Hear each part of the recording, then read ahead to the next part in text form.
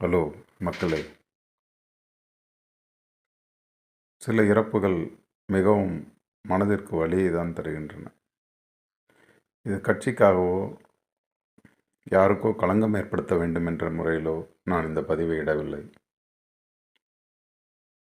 ஜப்பானின் மிக நெருக்கடியான ஒரு இடம், மெட்ரோ ஸ்டேஷன், பஸ் டெர்மினஸ், பல லட்சம் பேர் கடந்து போகின்ற இடத்தில் திறந்தவெளி ஜீப்பில் அரசியல்வாதி தலைவர்கள் பேசிக்கொண்டிருப்பதை ஒரு முறை பார்த்தேன். ஒரு மனிதன் கூட அவர்கள் பேச்சை சட்டை செய்யவில்லை. அவரவர் வேலையை கவனித்து அவரவர் வழியில் சென்று கொண்டிருந்தார்கள். நம் வாழ்க்கை வேறு, அரசியல் வேறு, அரசாங்கம் வேறு என்று இனம் பிரித்து பார்க்க தெரியாத மக்களாய் இன்னும் நாம் வாழ்ந்து கொண்டிருக்கிறோம். ஒவ்வொரு குழந்தை பிறக்கும் போதும் வெறும் வயிற்றுடன் சோற்றுக்காய் பிறப்பதில்லை. 2 கைகள் 2 கால்கள் என்ற சம அளவு விகிதாச்சாரத்திலேயே கடவுள் நம்மளை படைத்திருக்கிறார்.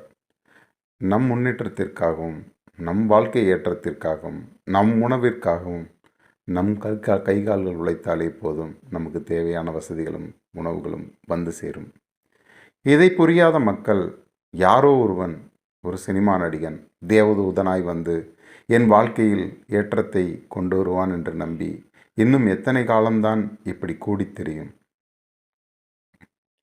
2 கைகள் 2 கால்கள் இருக்கும் ஒரு மனிதன் பல லட்சம் மக்கள், பல கோடி மக்கள் வாழ்க்கையில் ஏற்றம் கொடுப்பான் என்றால், கீழே நின்று பார்க்கும் முன்னால் ஏன் அது முடியாது? ஏன் நீ ஒருவனை நம்பி போகிறாய்? உன் வேலையை நீ செய்தால் என்ன? ஏன் ஒருவனை நம்பி திரிகிறாய்? மிகவும் மனதிற்கு வலியான ஒன்று. நம் வீட்டில் 50 வயதில் 51 வயதில் ஒருவன் இருந்தால், வயசானவன், பெருசு, கிழவன், ஓரமாக போய் உட்காரு அப்படின்னு சொல்கிற நாம், 51 வயசில் ஒரு சினிமாக்காரன் வந்தால் ஓடி போய் குடும்பமாக, பெண்களா, குழந்தைகளா, வயசானவங்களா பார்த்து நாம் உயிரை அழிச்சிக்கணுமா? ஒவ்வொரு மனிதனோட உயிரும் அதோட விலை மதிப்பும் இன்னும் யாருக்கும் தெரியறதில்லை.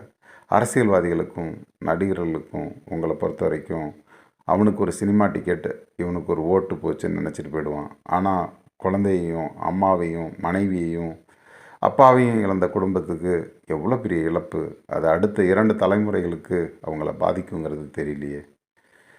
மனுஷனாக பிறந்த ஒவ்வொருத்தனும் அவனவனா நம்புங்க.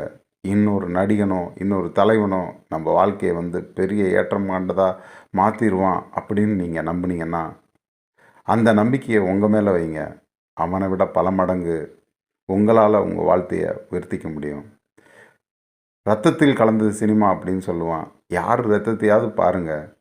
உள்ளே வந்து பார்த்திங்கன்னா ஹீமோக்ளோபின் இருக்கும், ரெட் செல்ஸ் இருக்கும், ஒயிட் பிளேட்லெட்ஸ் இருக்கும். எங்கேயும் சினிமா இருக்காது. இப்படி சொல்லியே ஒரு 70-80 வருஷமாக நம்மளை மூடர்கூடமாக வச்சுருக்கான். ஒவ்வொரு மனுஷனுக்கும் அசாத்திய திறமை இருக்குது, அசாத்திய உழைப்பு இருக்குது, அசாத்திய நம்பிக்கை இருக்குது. தயவு செஞ்சு எந்த சினிமாக்காரன் பின்னாடியோ இல்லை எந்த போலி அரசியல்வாதி பின்னாடியோ நேரத்தை தொலைச்சி உங்கள் வாழ்க்கையை வீணாக்காதீங்க. வாழ்க்கை வீணாக போனால் கூட பரவாயில்ல, உயிரை வீணாக்காதீங்க. நன்றி, வணக்கம்.